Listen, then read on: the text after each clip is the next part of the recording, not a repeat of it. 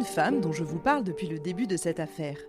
Elle est toujours en toile de fond des histoires, sans pour autant qu'on ne sache vraiment comment elle intervient. Une ombre. C'est comme ça que je vois Olympe Mancini. De là à dire qu'elle tire quelques ficelles, il n'y a qu'un pas. La nièce du cardinal Mazarin apparaît intelligente, manipulatrice, et de ce fait particulièrement redoutable. Sa place à la cour l'a fait frôler de près l'affaire scandaleuse des poisons qui éclabousse toute la bonne société française. Mais ce sont surtout ses nombreuses manigances pour garder l'intérêt du roi Louis XIV, qu'elle a en adoration, qui vont jouer contre elle. Je suis Camille Debreuil et je vous raconte aujourd'hui les crimes oubliés de la comtesse de Soissons.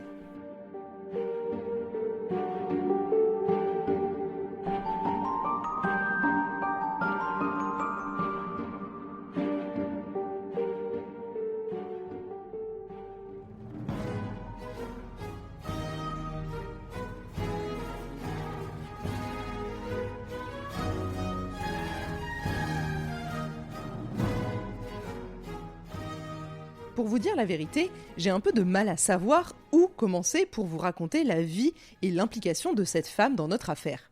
Il y a tellement de portes d'entrée possibles vers son histoire. Déjà, laissez-moi vous dresser un petit peu le portrait familial d'Olympe Mancini.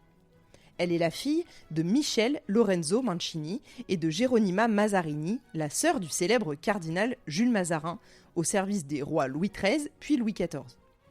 Lui a succédé à Richelieu comme ministre d'État à partir de 1643.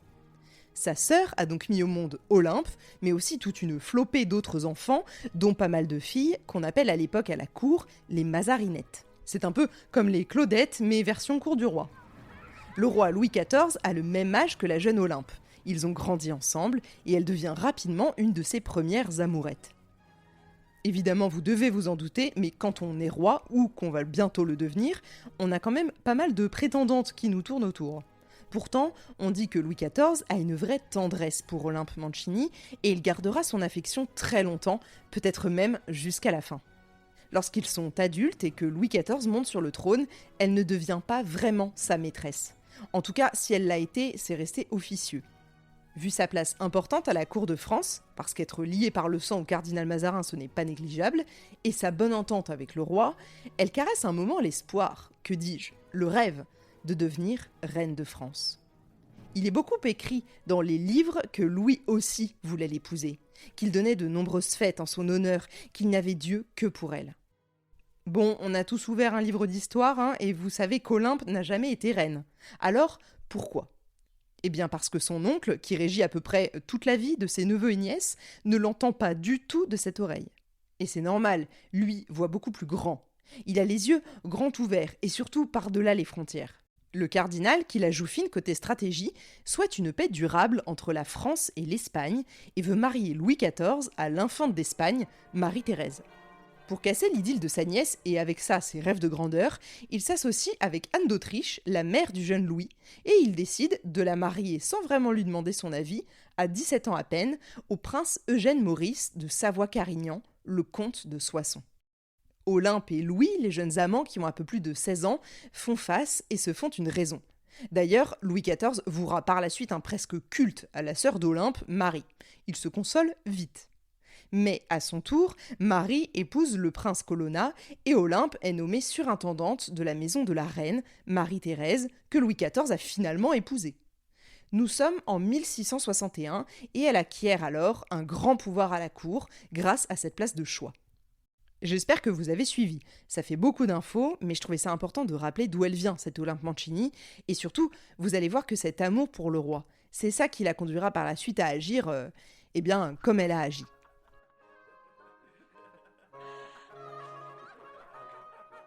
Olympe et Eugène de Soissons ne vivent pas à Versailles, mais à l'hôtel de Soissons, à quelques rues du Louvre. C'est le lieu de la débauche, des querelles et des entourloupes amoureuses, des manigances et des potins. On y fait la fête, on parle sur le dos des autres et on participe également là-bas à pas mal de salons mondains où il est bon de se montrer très régulièrement. Voyez ça un peu comme la maison des secrets, mais version 1660. C'est là que les grands esprits se rencontrent. Et Olympe Mancini devient très rapidement la reine de la fête à la cour.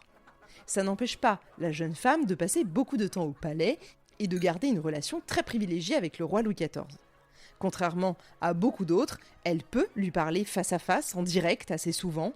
Et avec ce que l'on a étudié de ces deux-là, on se demande quand même s'il ne restait pas entre eux un fond de romance adolescente qui a perduré à l'âge adulte, et ce malgré leurs chemins de vie qui ont pris des tournures différentes. En 1661, c'est aussi le moment où Louis XIV impose à son frère, le duc d'Orléans, qu'on appelle aussi Monsieur, d'épouser Henriette d'Angleterre. Elle devient donc sa belle-sœur, en plus d'être sa cousine germaine. Je vous ai parlé d'elle il y a un bon moment déjà, dans le tout premier épisode consacré au prologue de cette affaire des poisons, parce qu'on suspecte qu'elle est morte empoisonnée. Bref, cette même année, peut-être à force de la côtoyer aussi, Louis XIV tombe amoureux d'Henriette d'Angleterre. Et la reine-mère Anne d'Autriche le voit d'un très mauvais œil. En même temps, elle vient d'épouser son frère. Sauf que, malgré l'étiquette, qui ne peut pas les réunir, les deux tourtereaux continuent de se voir en cachette. Et pour multiplier les opportunités de se retrouver, de se parler, de tomber l'un sur l'autre, ils élaborent un plan. Ce plan, c'est que Louis va feindre de s'intéresser à une demoiselle d'honneur d'Henriette et va lui faire la cour. Ainsi, il pourra se rapprocher d'Henriette et faire partie de son cercle rapproché. Ça ressemble extrêmement fort aux premiers épisodes des Chroniques de Bridgerton, si vous l'avez vu, ils n'ont rien inventé. Alors, comme il faut bien choisir quelqu'un, Louis ne choisit pas n'importe qui. Il jette son dévolu sur la magnifique Louise de la Vallière. Ce n'est pas compliqué de la charmer, déjà parce qu'il est roi, bien sûr, mais aussi parce qu'elle lui voue une admiration sans pareille depuis toujours. Sauf que, ce que le roi n'avait pas prévu, c'est qu'il ne résisterait pas au charme de la Vallière. Et ce, même si elle n'était à la base qu'un prétexte pour se rapprocher de sa cousine / belle-sœur. Ce qu'il aime chez elle, c'est qu'elle l'aime justement. Elle ne demande aucun bijou, aucune terre, aucun titre, ne quémande pas non plus son attention. En gros, pour une fois, elle ne demande rien d'autre que de l'aimer. Et ça, quand on a une cour qui se traîne à ses pieds 24 heures sur 24, ça doit être rafraîchissant.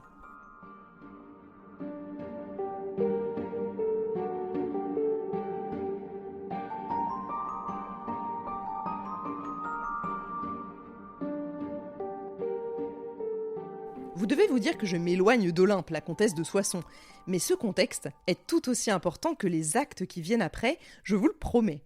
Entre son mariage avec l'infante d'Espagne et ses amourettes avec sa cousine Henriette d'Angleterre, duchesse d'Orléans, et maintenant avec Louise de la Vallière, l'équilibre de la comtesse de Soissons est complètement chamboulé. Avec toutes ces femmes qu'il aime et le courtisent autour de lui, l'influence d'Olympe auprès du roi baisse considérablement. Et c'est à ce moment-là, ce moment où elle le perd petit à petit, qu'elle bascule de l'autre côté de la barrière, du bien et du mal. Pour récupérer son roi et son influence auprès de lui et de la cour, Olympe commence à rédiger une lettre en espagnol pour la faire donner à la reine et attirer ainsi son attention sur les coucheries de Louis. Mais pas de chance, ce billet tombe dans les mains de la femme de chambre de la reine-mère, Anne d'Autriche. Voyant que la lettre est en langue espagnole, elle a peur au premier abord que ce soit une mauvaise nouvelle concernant la santé de Philippe IV, roi d'Espagne, et le père de la reine Marie-Thérèse, l'infante d'Espagne. Sa santé est très fragile ces derniers temps et l'annonce de sa mort ne serait pas une surprise. Ça, c'est sa première pensée à la reine-mère. Mais sa seconde, c'est que cette lettre est un piège. Son instinct la pousse à faire parvenir cette lettre directement à son fils, Louis XIV, plutôt qu'à sa femme. Le roi lit la lettre et il est furieux. Évidemment que le contenu de la lettre est vrai, mais c'est hors de question déjà que sa femme soit au courant et encore plus qu'on cherche à le salir. Ça le met hors de lui qu'on essaie de le brouiller avec la reine. Il se met alors, logiquement, en quête de l'auteur de la lettre. Et pour retrouver la personne qui a l'audace d'écrire ces mots, il s'adresse à un homme en particulier, le marquis de Vardes. C'est lui qui est en charge de mener l'enquête, et il ne trouve rien, pas un seul indice. Et vous savez pourquoi l'affaire s'évanouit comme ça ? Eh bien, parce que ce marquis de Vardes, c'est l'amant de la comtesse de Soissons.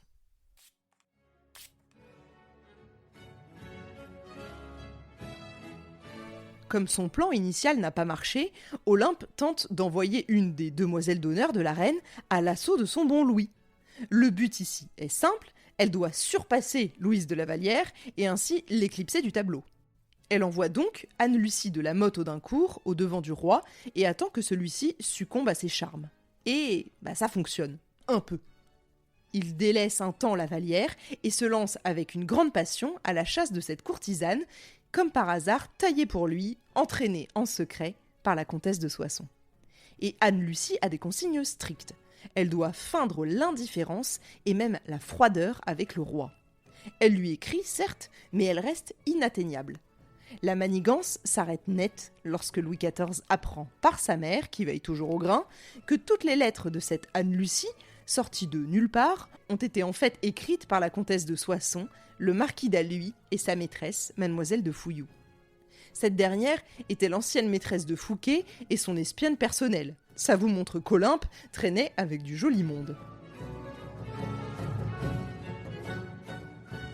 Après toutes ces manigances pour essayer de nuire à la merveilleuse maîtresse de son amour de jeunesse, Olympe Mancini décide de passer à la vitesse supérieure. Ses premiers plans ont échoué, certes, mais elle peut faire mieux. Et surtout, elle n'est plus vraiment guidée par la jalousie, mais par la colère et l'esprit de revanche. Il ne veut plus d'elle ? Très bien.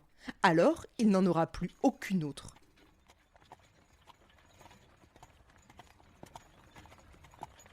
Pour mettre à exécution son plan, elle se rend au pied de la butte de la Villeneuve-sur-Gravois et entre dans une officine sombre au fond d'un terrain vague. Le visage couvert, elle est prudente, mais très déterminée. La femme qu'elle veut rencontrer, tout le monde lui en a parlé, sous le manteau évidemment, mais sa réputation la précède. Et cette femme, c'est la voisin. Olympe ne s'y rend pas seule. Elle emmène avec elle mademoiselle de Fouilloux, la maîtresse qui deviendra la femme du marquis d'Alluy. Là, à l'abri des regards, la comtesse de Soissons demande à l'empoisonneuse un petit quelque chose pour se débarrasser de sa rivale, Louise de la Vallière.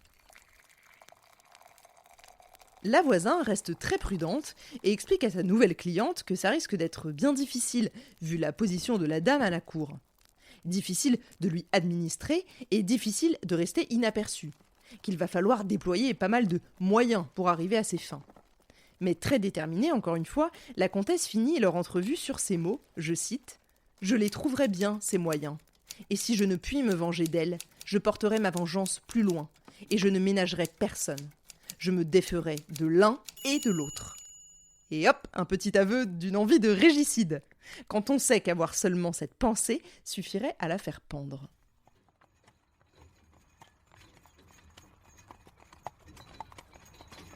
La voisine, lors de nombreux aveux, mettra également en cause 2 autres femmes très en vue à la cour et qui, comme leur amie la comtesse, désiraient tuer Louise de la Vallière pour espérer prendre sa place. Toutes sont mariées bien sûr, mais l'ambition d'être celle qui brille dans le regard du roi, en plus de toutes les faveurs qu'il leur accorderait, est immense. C'est ainsi que la comtesse du Roure et madame de Polignac se sont rendues chez la voisine, mais aussi chez son amant, le sage, et son compère, le prêtre Mariette. Ah, elles essaient de taper à toutes les portes, pourvu que la jeune Louise meure et laisse sa place. Le mari de madame Polignac était même au courant des affaires de sa femme et l'encourageait vivement dans son entreprise d'assassinat, certain que la bonne place de sa femme dans le lit du roi Soleil ne pourrait être pour lui que de bon augure. Mais ce qu'il ne sait pas, en revanche, c'est que dans ses billets de dialogue avec le diable, que le sage coince dans ses boules de cire et jette au feu, sa femme demande aussi les faveurs amoureuses de tas d'autres hommes. Charmante madame de Polignac.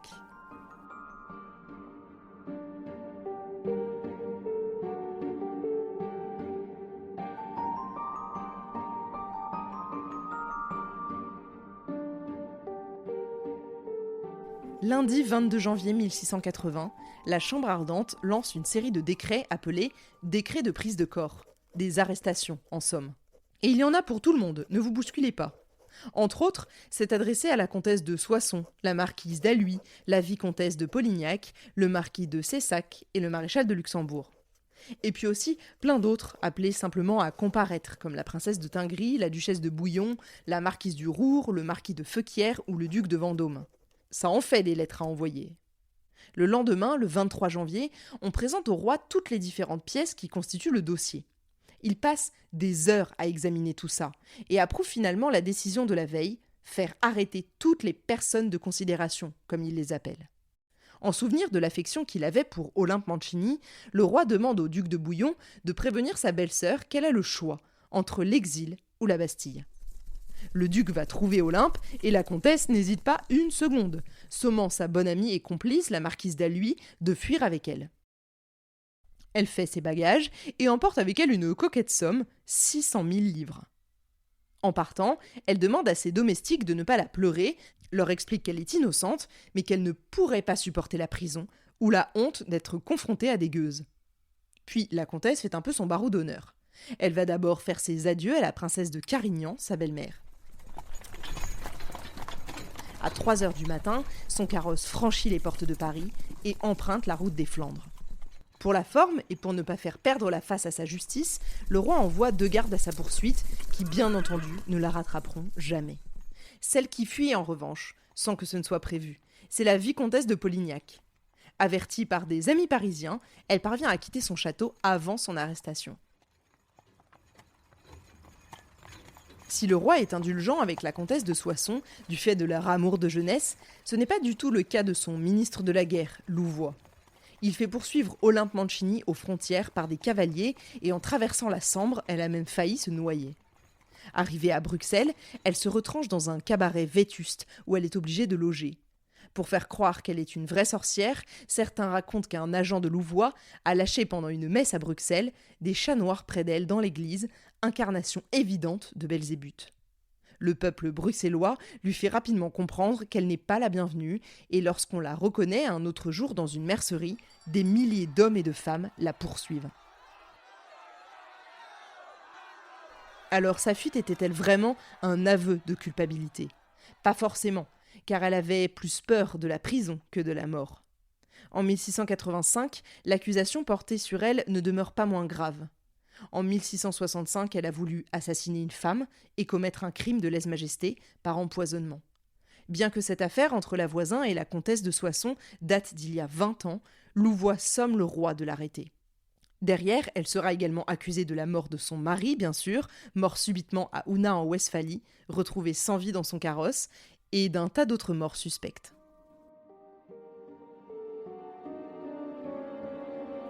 Après avoir erré en Europe, notamment en Allemagne et en Italie, la comtesse de Soissons finit par se réfugier à la cour d'Espagne et elle est recueillie par la reine Marie-Louise d'Orléans, la fille d'Henriette d'Angleterre. Là encore, elle sera mêlée à partir de 1689 à une autre affaire d'empoisonnement sur laquelle la lumière, du reste, ne sera jamais faite. Cette grande manipulatrice de la cour de Versailles s'éteindra finalement en 1708 à 70 ans dans sa demeure de Bruxelles.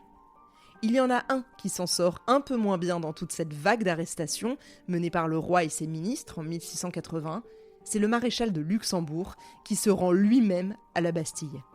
Mais c'est ce que je vous raconterai dans le prochain épisode de cette saga de l'été de Crimes oubliés consacrée à l'affaire des poisons.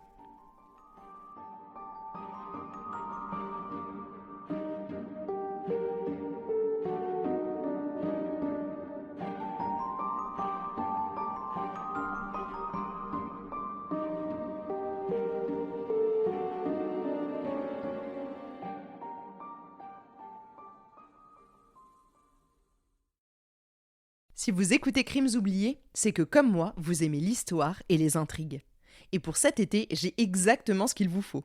J'ai testé pour vous le jeu Carte Aventura Versailles des éditions Blam et j'ai franchement adoré. Le principe est simple, on incarne Julie d'Aubigny, un personnage emblématique à la cour de Versailles, cour qu'elle cherche d'ailleurs à fuir à tout prix. Le jeu est construit sur le même schéma qu'un livre dont vous êtes le héros et on se prend au jeu très très vite.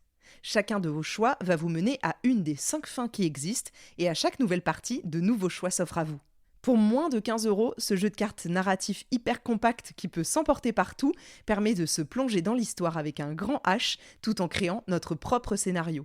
C'est un peu comme aller au cinéma ce jeu, mais c'est vous qui faites l'histoire. C'est génial. On peut jouer seul ou même jusqu'à 6 personnes et le jeu en lui-même est sublime. En plus, toute la narration est basée sur les conseils avisés de professionnels d'histoire. En bref, foncez tester ce jeu si vous ne connaissez pas, vous ne serez pas déçus. Vous pouvez le trouver à la Fnac, à Cultura ou dans tous les magasins qui proposent des jeux de société de qualité. Et comme je suis certaine que ça va vous plaire, vous pouvez tenter de gagner un exemplaire du jeu directement dans le lien que je vous mets dans la description de cet épisode. Ah au fait, Carte Aventura est une gamme à part entière chez Blam. Il y a donc plein d'autres opus sur d'autres époques. Je dis ça, je dis rien.